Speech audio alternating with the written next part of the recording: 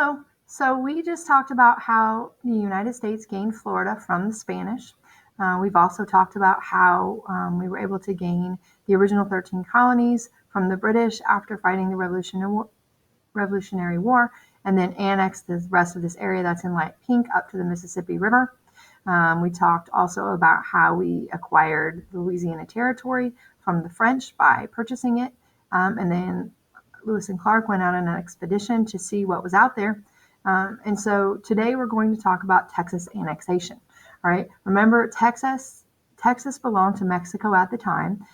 Texas in this map is quite a lot larger than Texas is today when we consider it a state. Okay, but at the time, this large area in yellow is considered Texas. So we are going to annex that land and get it from Mexico. Okay, let's go ahead and go to the reading and find out how that all goes down. All right.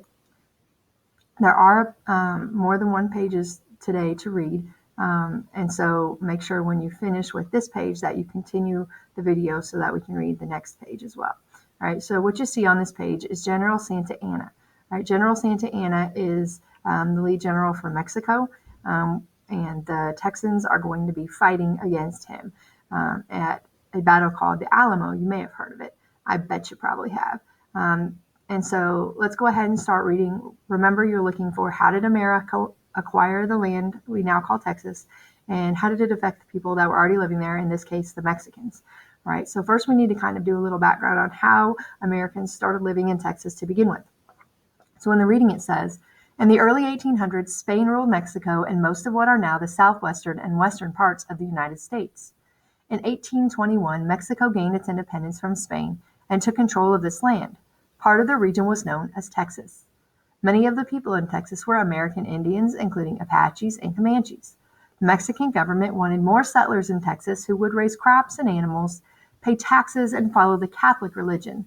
Mexican officials offered free land in Texas to Americans.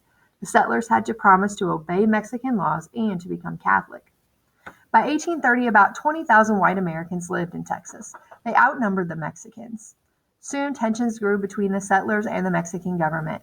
One issue was slavery. Mexico had outlawed slavery, but many of American settlers owned slaves. Mexico allowed settlers to own some slaves in Texas, but the American slave owners worried that Mexico might one day free the slaves. Another issue was that most of the settlers wanted Texas to join the United States. Many settlers did not even speak Spanish. Mexico passed a law to stop more Americans from settling in Texas. So they decided it probably wasn't such a great idea after all. In 1833, a group of settlers asked the Mexican government to allow Texas to have its own government. Stephen F. Austin, who had been a loyal Mexican citizen, gave the group's message to the government, but the Mexican government angrily refused.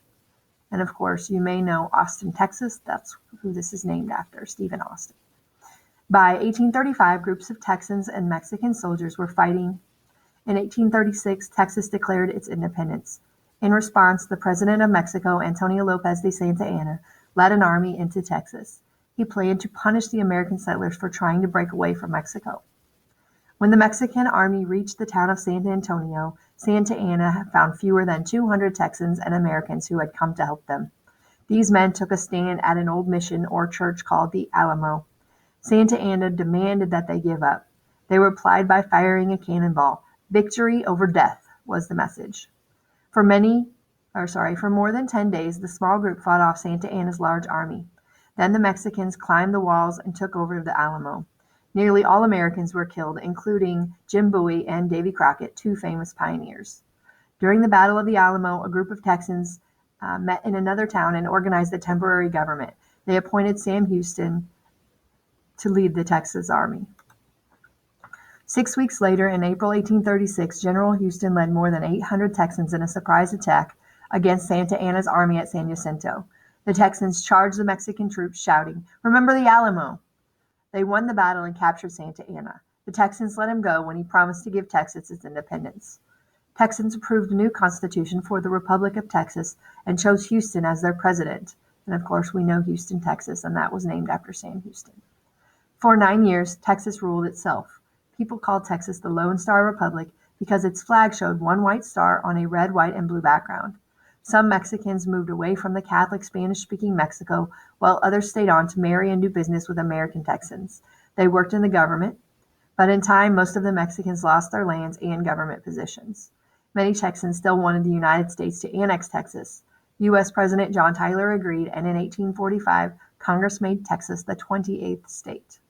All right, so you can see at the bottom of the page that we have the Texans fighting back the Mexicans at the Alamo. Again, the Alamo is like a big area where there's the church and then there's sleeping quarters, and it's kind of all walled or fenced in.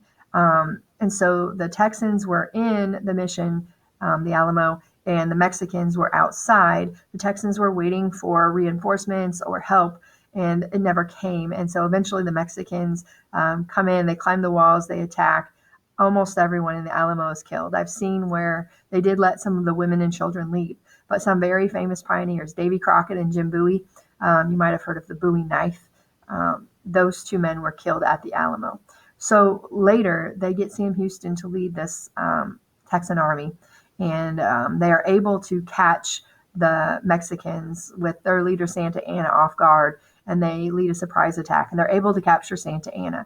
Once they capture Santa Anna, they find that in order to get Texas, they have to release him. So it's kind of like a trade. Texas gets its independence if they let Santa Anna go, and so that's what happens. All right.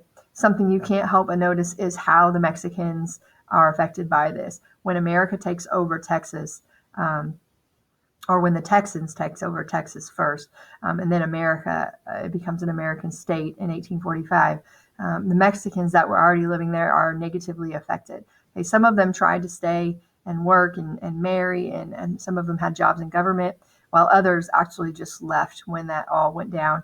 But in the end, a lot of the Mexicans ended up losing their land, the ones that stayed, and also losing their positions in government. So once again, as America expands, we actually negatively impact a lot of the people that were already living there. We've talked about the Native Americans, and now we've talked about the Mexicans. Okay. I'm going to post some videos about the Alamo at the end of this lesson. They're short, but they really do a good job of explaining what was going on and give you a better visual than just a picture in the book. So stay tuned. The next things we're going to learn about is how we get Oregon country and then how we get more land from Mexico.